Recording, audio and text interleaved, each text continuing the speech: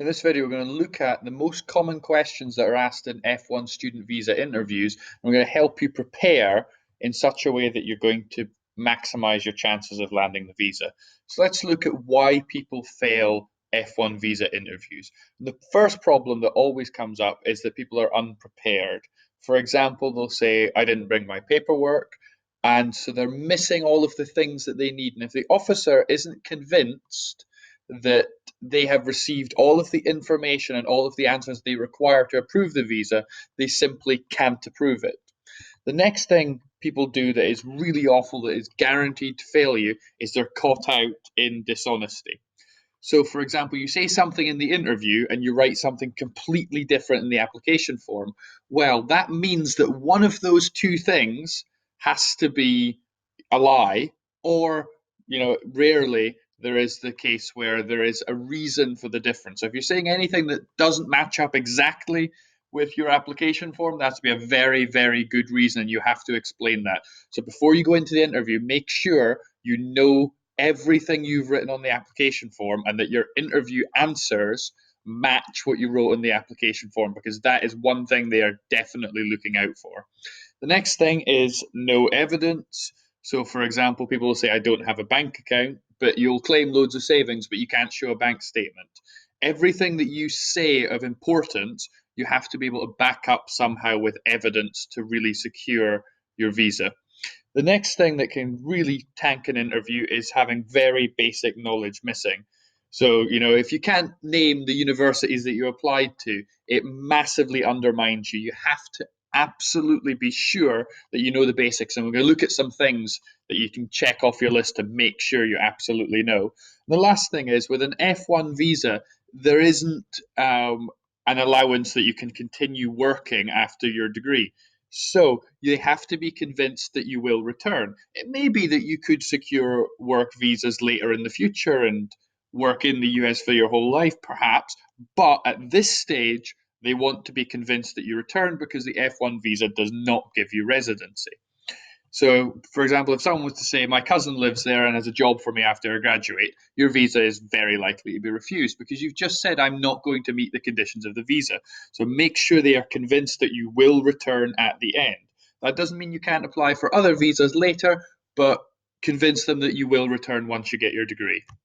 So, first things that come up, questions about your university. So, things like, why did you pick the university, your GRE score, where did you apply, and why do you want to study in the US? So, these are very common questions that they will go through, and there's certain things that you should do to prepare for them. So, I've given you a basic facts checklist. So, you need to know the really obvious things like the city and state your college is in. You want to have a list of all the universities you applied to, and I do recommend bringing a list, because sometimes it's easy to just forget one when you're reeling them off. So having a list is really helpful. You want to know which schools rejected you, which accepted you. You have to know a couple of facts about your chosen school. Obviously you need to know where it is, some things about the department, a little bit about the history. Show you've actually done your research. A really strong thing to mention is that you know specific things about a few professors, because that's like, I wanted to go to this university because I like this professor's research and this professor's research, and I've seen this professor's classes online and they're really great. That's a good way to answer these questions.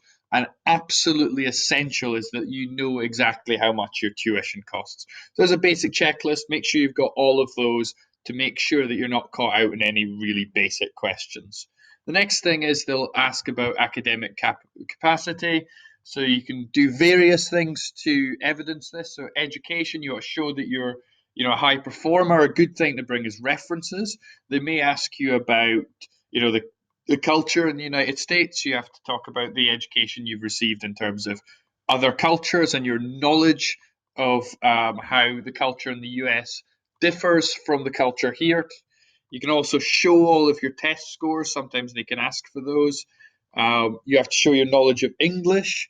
So it's a good idea to prepare your answers for the interview, because if your English is extremely bad at the interview and then you're claiming to have very high English test scores, there is a contradiction there, and they'll be somewhat concerned about that. It's also a good idea to bring your English test scores if you've got them, to make sure that you can literally prove that you speak English. You should, of course, have these test scores. Work experience is another thing that really backs it up. So, relevant work experience in your home country.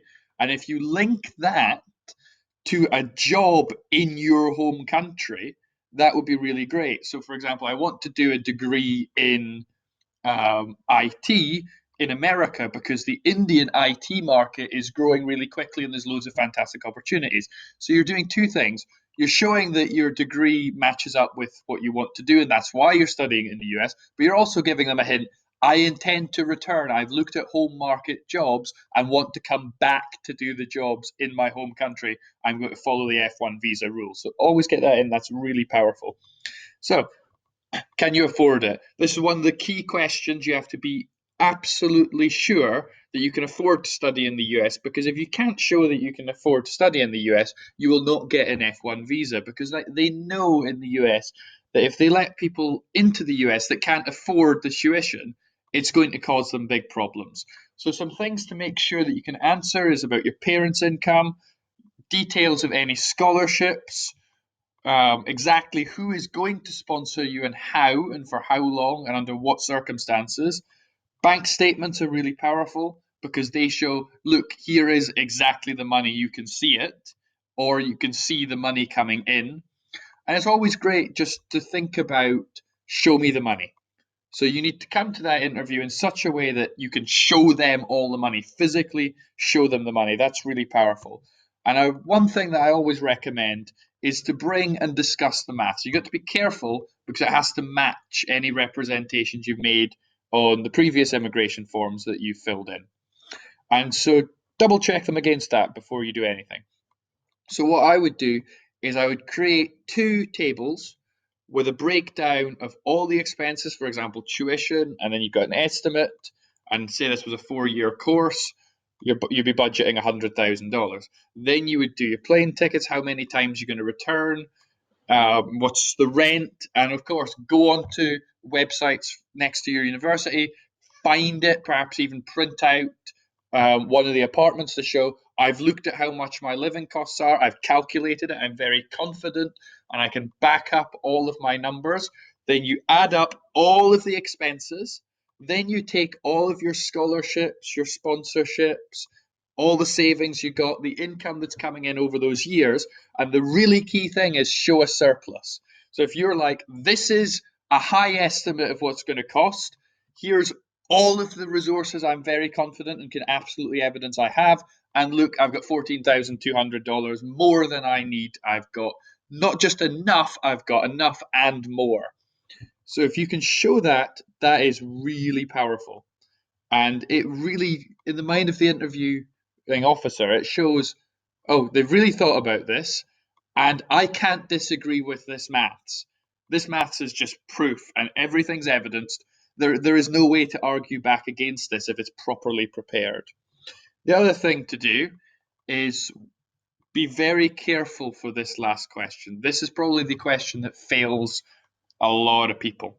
And so the question is, what do you plan to do when you graduate? And I can't make this clear enough. I've made it big, spinning, huge letters. What you have to say is something along the lines of going home, leaving the United States at the end. If you're on an F1 visa, you have to return. And that is something that you have to come across very clearly. And so here's a list of things that you can do to prove that you will go home. If you've got a husband and wife staying behind, well, that means you're probably going to return. You're not going to abandon your wife, surely, or your husband. If you've got children staying behind, that's even more powerful. Loads of close family in your home country and no family in the USA. If you have family in the USA, that's fine. Don't make a big point out of it because that probably is going to tilt it in the wrong direction. You've got a job lined up. For example, if your company is sponsoring you, that's really great. Booked return flight, that's usually not possible if it's a longer degree, but if it's a shorter degree and you've actually booked your return flight, it's a bit of an expense and it's a risk if you don't get the visa, but it is a bit of evidence. Caring for relatives, You own your own home in the home country, which is a bit of a faff. Why would you have bought a house in your home country and then went to university to leave your house empty? That doesn't really make sense. And one really amazing thing that you can show is that you've complied with past visas. So you've entered into a country, you followed all the rules, and you've left exactly when you were told to. And ideally, the USA is the most powerful one. If you visited the USA and left following the terms of the visa, that's really powerful. But if you haven't went to the USA, even show visas for developed countries like the United Kingdom or Europe or Australia or somewhere that shows I went to these developed countries, I followed all the visa rules, and I left in compliance with the visa. And so if you do these things, it's so much more likely you'll get the visa. So avoid the key pitfalls.